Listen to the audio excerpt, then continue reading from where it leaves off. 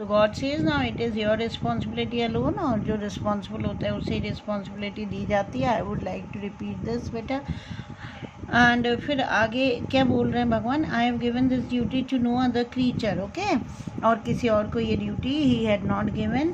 This makes you a special follower of mine, और इस वजह से वो क्या मानते हैं कि तुम मेरे स्पेशल फॉलोअर हो, गॉड के स्पेशल फॉलोअर हो ना, okay. And one that is important to me, और तुम वन क्रीचर हो among so many, okay, thousands of living creatures में से तुम एक हो, सिर्फ एक ऐसे लिविंग क्रीचर हो जो मेरे लिए, specially for me, you are very important in this also, you are number one. और भगवान फाइनली कह देते हैं इस तरह से तुम नंबर वन हो मेरे लिए. नाउ डू नॉट फ्रेट, वो कहते हैं don't worry when others they run from you, तुमसे यदि तुम्हें देखकर कोई भाग रहा है तो डोंट वरी अबाउट इट.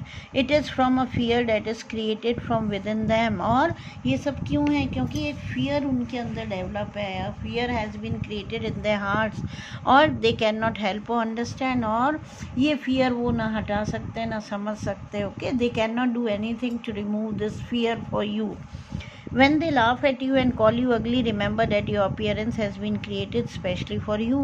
और भगवान समझा रहे हैं ये कि when they laugh at you and call you ugly, यानी जब वो तुम पर हंसते हैं या तुम्हें अगली बोलते हैं, ये सब पर ही इम्प्लीमेंट होता है बेटा, है ना. कि कोई हमें देखकर हंसे या हमें अगली बोले तो हमें उसका बुरा नहीं मानना चाहिए, ठीक है. हमें उसकी चिंता नहीं करनी चाहिए. क्यों? क्योंकि आगे भगवान क्या कह रहे हैं, your appearance has been created specially for you. और हर इंसान की अपीयरेंस जो है ना, it has been created specially for that particular living creature only, okay. भगवान किसी को दिखाने के लिए उसकी अपीयरेंस नहीं डालते हैं. And think who will have the last laugh. And finally ये सोचना है, वल्चर को कहते हैं कि who is going to have the last laugh, okay. Last laugh किसको कहते हैं? Having the last laugh, you know. इसका मतलब होता है having the satisfaction, okay, of ultimate success. Finally जब सक्सेस मिलता है ना, तो वो सेटिस्फैक्शन जो इंसान या लिविंग क्रीचर महसूस करता है, और स्पेशली ये सक्सेस और सेटिस्फैक्शन कब मिलता है? जब कोई आपको बहुत ज़्यादा लुक डाउन करे, है ना, आपको बहुत नीचा दिखाए, और उसके बाद आप ऐसा कुछ जीवन में करते हो कि आपको सेल्फ सेटिस्फैक्शन मिलता है और सक्सेस मिलता है. इसका मतलब फाइनली द पर्सन और the living creature has the last laugh. Never hold your head in shame. और भगवान कहते हैं never be ashamed of your appearance और ऑफ योर जॉब, ओके, और ऑफ थिंकिंग दिस थिंग कि why I have been created और why I have taken birth on this earth. Why? Because according to God every living creature exist for some और the other reason. तो उसको कहते हैं कभी भी शर्म नहीं करनी है. उसको समझा रहे हैं वल्चर को, you were created as the proudest of the creature. बड़ी एक ग्लोइंग लाइन उन्होंने बोल दी भगवान ने कि proudest of the creatures you were created, है ना, सारे क्रीचर्स में से, ठीक है, सारे क्रीचर्स में से सबसे प्राउडेस्ट क्रीचर तुम्हें बनाया है मैंने. Go and be that proudest, यानी जिस पर गर्व महसूस हो. और भगवान फाइनली उसको कहते हैं वल्चर को, go and be that way and go and always be the proudest one and keep my words, मतलब remember my words vulture, you are my number one, okay. तुम परवाह मत करो किसी की भी, तुम मेरे लिए, you are always my number one, always be on the top position.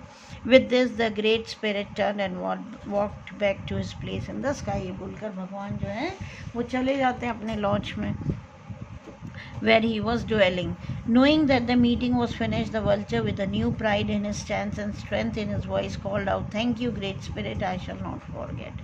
अब ये सब जानकर कि now the meeting was finished, great vulture, you know, he had now developed, he had this pride, you know, बड़ा गर्वित महसूस कर रहा था वो in his stance, okay, the way he was standing, you know, तो बड़ा प्राइड फील कर रहा था वो.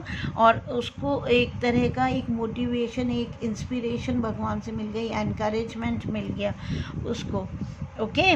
तो एक बहुत बड़ा लेसन मिला उसको. तो स्ट्रेंथ आ गई उसकी आवाज़ में और कहता है thank you great spirit, I shall not forget this. And then he jump back into the sky, और फ्लोट करता हुआ जाकर he set on the top of the tree. to this very day. अब राइटर कहते हैं आज तक the vulture waits for what comes his way. Okay, whatever he gets, he just wait for it. Okay, he just waits for the appropriate time. When any living creature dies, then only he feeds on the dead bodies. He does not hunt and kill like the other creatures do. अब जैसा कि भगवान ने उसको बोला था वो वैसे ही करता है, किसी को किल नहीं करता, हंट नहीं करता दूसरे क्रीचर्स की तरह. He lives alone, बड़ा पेशेंट है. He remains proud of who he is. Now he is very much proud of his existence. Okay, उसे बड़ा प्राउड है, ठीक है, वो बड़ा गर्वित महसूस करता है, बड़ा गर्व है उसे अपने आप पर, अपनी एग्जिस्टेंस पर. एंड इज़ ऑलवेज विलिंग, मतलब ready to share with others what little he has and bide his time. And he is always ready to share. Okay, whatever he is having, चाहे कम हो या ज़्यादा हो, सबके साथ वो शेयर करता है. एंड बाइड हिज टाइम मतलब पेशेंटली वेट करता है for something good to happen. Why, ऐसा क्यों है? क्योंकि he had learned a very special lesson from the great spirit. से बहुत अच्छा लेसन, बहुत अच्छा एक सबक, एक बहुत अच्छी टीचिंग उसको मिली है भगवान से. That day so long long ago, उस दिन मिली थी many many years back. That all things come to those who wait, है ना, all good things, you know. Okay, a person must be very patient, living creatures must be very patient, because all things, you know, come to those who wait. Okay, those who are patient, surely they always get a good reward in the future. A good result is always there for them.